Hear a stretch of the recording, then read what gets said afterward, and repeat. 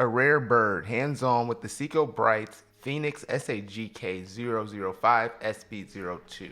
I can be an impulsive buyer. I spend way too much time on WatchUSeek, WatchRecon, Chrono24, in addition to the actual brand sites of JOC, Omega, and the list goes on and on and on. Scrolling through WatchRecon one day, I came across this beautiful red dial Seiko. It was an automatic Seiko, but not a grand Seiko. It appeared to have great fit and finish, and it had a huge plus was that I hadn't seen it anywhere else before. If you watch this channel, you know that I am a stickler for really cool hands. This watch has really cool hour and minute hands, and overall this is a very clean dial chronograph. After doing a little bit of research, I found out it used the Seiko movement 8R28 automatic movement. This is Seiko's mid-grade chronograph movement that recently started being used in brands such like Yima. This particular Seiko was released in limited runs in Japan. These were really hard to come by. I don't know the exact count, but after doing a little bit of research, there was quite a few variants. This was supposed to be a high-end Japanese luxury watch for the Japanese market. After doing a little bit of research, the price felt right, so being the impulsive buyer that I am, I decided to make the purchase. So I'll be honest, I had really low expectations. There was no see-through case back, and I was aware that some of the models did come with the see-through case back. However, I knew it could only get so bad. Seiko is one of the best in the business in my honest opinion, and no matter the price point, they deliver the best dollar for dollar value in the industry.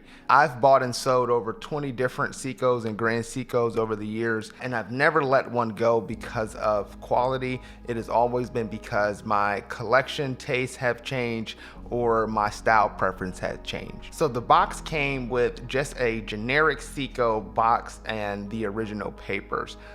What I immediately noticed is that the watch was pretty hefty and definitely felt like it had really great build quality. The dial is a beautiful dark maroon red. There's no Arabic numerals anywhere, but there's these polished trapezoid style minute markers with 4 lume pips at 12, 9, 6, and 3. I really do like the hands.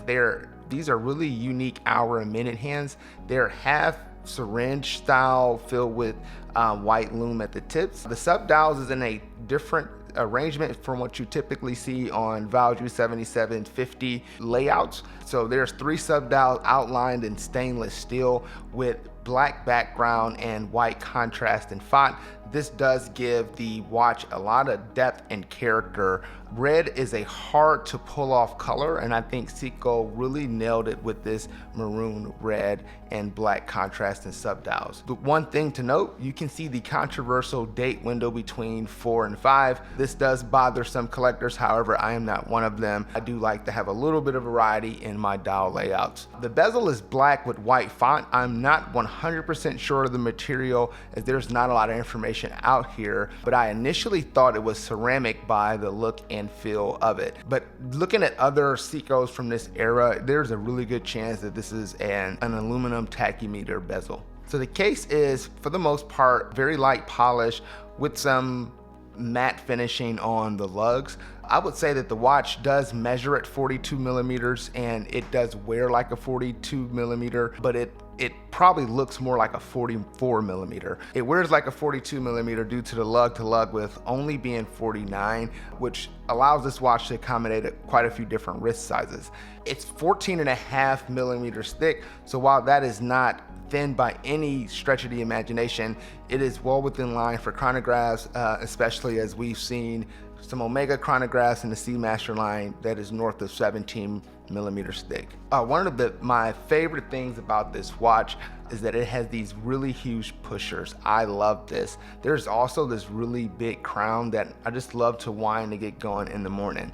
The case back has nothing special. It is just a laser engraved Phoenix Brightz logo on the back. The bracelet is very well constructed with a very light satin finish to it, and it requires both triggers to be pressed to release the bracelet. From a wearability perspective, I've not had the opportunity to really take this off the bracelet. Because the bracelet is actually quite comfortable, I am thinking about switching this to rubber soon. Whenever I put this watch on, it does make me think of the 90s. This feels like one of those quintessential sport watches from the 90s that you would put on and take a weekend drive in like a 96 Roadster or something cool like that. I do believe that's part of the charm of this watch. From a quality perspective, it does have a feel of a TAG Carrera. I owned a CV 2010 for a few years and I really did enjoy that watch. This kind of wears very similar to that, with probably a little bit shorter lugs. I think eventually down the line, I'm gonna try to put this on some thicker NATOs. Like I said, it is a bit of a chunky watch, so some of the thinner NATOs do not work, but I'll probably try it on a leather NATO, and I'll post some pics on my Instagram page, which I'll link here in my description. So as always, thank you for watching. Once again, this is a pretty cool watch, just a rare bird that I found scrolling watch sites and wanted to share my experience with this watch with you. As always, please, if you enjoyed the video, like and subscribe, and I hope to see you all soon.